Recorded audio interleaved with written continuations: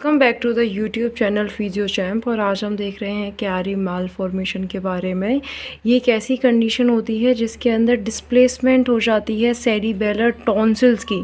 अब cerebellar tonsil जो है वो लोअर पार्ट होता है सेरिबेलम का, जो डिस्प्लेस हो जाता है from the opening of the skull, ठीक है, at the base of skull, जिसको हम फोरामेन मैग्नम कहते हैं। तो ये हमारा एक नॉर्मल स्ट्रक्चर डायग्राम है। इसके अंदर ये है आपका सेरिबेलम, जिसके पास में है ब्रेन स्टेम, और जो कवर्ड है पूरा ब्रेन जो कवर करती है बोन, वो होती है हमारी स्कल।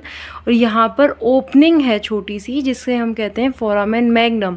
तो यहाँ पर जब कैरी मेलफॉर्मेशन की कंडीशन देखने के लिए मिलती है तो हमारा जो सेरिबेलर टॉन्सिल्स होते हैं वो यहाँ से जो है फोरामेन मैग्नम से नीचे की तरफ आ जाते हैं। जैसे कि आप इस डायग्राम के अंदर देख सकते हो कि सेरिबेलर टॉन्सिल्स जो हैं push downwards into the upper spinal canal. ये हमारी अपर स्पाइनल कैनाल है जिसके अंदर की ये डाउनवर्ड शिफ्ट हो रहे हैं। अब जब ये डाउनवर्ड शिफ्ट होंगे तो इसको हम जूम आउट करके जब देखते हैं तो जब ये डाउनवर्ड शिफ्ट हो रहे हैं तो यहाँ पर एक एक्स्ट्रा प्रेशर क्रिएट किया जा रहा है इस ब्रेन स्टेम पे, ठीक है। ये वाली जो ब्रेन स्टेम है इस पर एक्स्ट्रा प्रेशर क्रिएट हो रहा है। साथ ही साथ जो हमारा CSF होता है, सेरिब्रल स्पाइनो फ्लूइड होता है, वो हमारा वेंट्रिकल सिस्टम्स के अंदर फ्लो कर रहा होता है, ठीक है। तो यहाँ पर हमारा जो फोर्थ वेंट्रिकल होगा, फोर्थ वेंट्रिकल पर एक कंप्रेशन आएगा इसकी वजह से, जिसकी वजह से CSF फ्लूइड के अंदर ब्लॉकेज देखने के लिए मिलेगी, जो हमारी हाइड्रोसेफेलस की कंडीशन को भी प्रोड्यूस कर सकता है।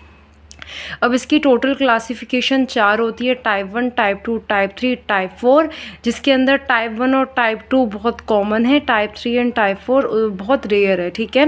टाइप 1 क्या है? ये मोस्ट कॉमन टाइप होता है, यूजुअली हमें बर्थ के टाइम पर ही देखने के लिए मिलता है, बट ये बहुत माइल्ड कंडीशन हो जाती है।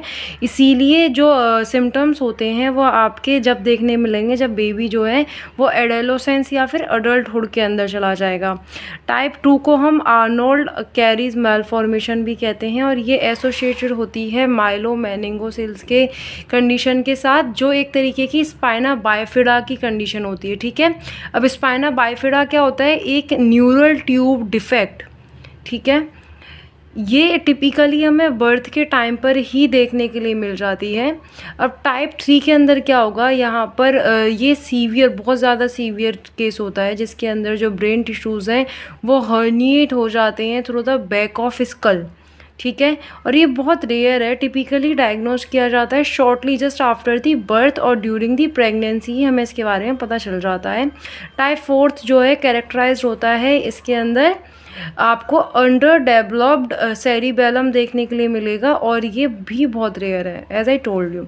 अब देखो, ये हमारा टाइप 2 आर्नोल्ड कैरीज मालफॉर्मेशन है। इसके अंदर क्या हो रहा है कि जो हमारी सेरिबेरल टॉन्सिल्स है ना, ये डाउनवर्ड डिस्प्लेसमेंट कर रही है, साथ साथ इसके साथ जो ब्रेन स्टेम है और फोर्थ वेंट्रिकल है उसके ऊपर भी कंप्रेशन देखने के लिए मिल रहा है, जिसकी वजह से यहाँ पर हाइड्रोसेफेलस की जो कंडीशन है वो देखने को मिल रही है, ठीक है। तो यहाँ पर हमारा ये होता है टाइप 2 के स्पेसिफिक कैरेक्टरिस्टिक्स के, यहाँ पर हाइड्रोसेफेलस की कंडीशन भी देखने के लिए मिलेगी, प्लस ये हमारा स्पाइना बाइफिडा की कंडीशन से भी एसोसिएटेड है, ठीक है। अब देखते हैं सिम्टम्स क्या होंगे। सिम्टम्स होगा हेडेक, जो कि आपका बैक ऑफ दी हेड, मतलब ये बैक ऑफ दी हेड वाले हिस्से में पेन देखने के लिए मिलेगा, और जब कफिंग या स्ट्रेनिंग करेगा पेशेंट तो उसको पेन और ज़्यादा वर्स कंडीशन में चला जाएगा। नेक पेन होगा, नोजिया, वॉमिटिंग देखने के लिए मिलेगी, balance and coordination problems obviously हमें देखने के लिए मिलेंगी क्योंकि सेरिबेलम जो है वो हमारा कोऑर्डिनेट करने के लिए रेस्पॉन्सिबल होता है। Dizziness, muscle weakness and numbness, vision and hearing disturbances, problems with fine motor skills और difficulty in swallowing and speakings. Okay, ये थे कुछ सिम्टम्स।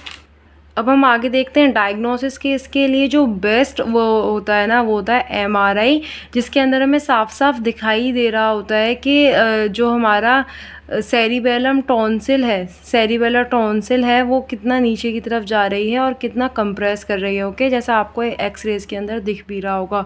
और ये ज़्यादा तक प्रीवेलेंट होता है, फीमेल्स के अंदर ये ज़्यादा देखने के लिए मिलता है। ट्रीटमेंट और मैनेजमेंट की अगर बात करी जाए तो फिजियोथेरेपी वर्क करती है एज अ कंजर्वेटिव मैनेजमेंट के लिए, कंजर्वेटिव ट्रीटमेंट के लिए, पेन मैनेजमेंट।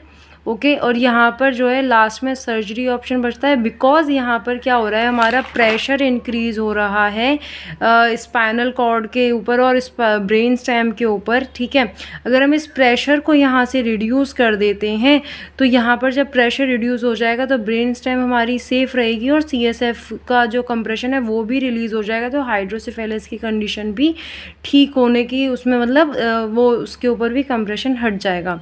तो यहाँ पर हम क्या करते हैं, ये जो हमारा सेरिबेलम है ये हमारा पोस्टीरियर फोसा के अंदर आता है, तो पोस्टीरियर फोसा को ही हम थोड़ा सा तोड़ करके बाहर निकाल देते हैं, तो उसको बोलते हैं पोस्टीरियर फोसा डीकम्प्रेशन। ठीक है, इसकी वजह से डीकम्प्रेशन आ जाता है। तो ये था हमारा ऑल अबाउट द कैरीज मैलफॉर्मेशन। आई होप आपको समझ में आया होगा। Thank you so much for watching and please like and subscribe my channel.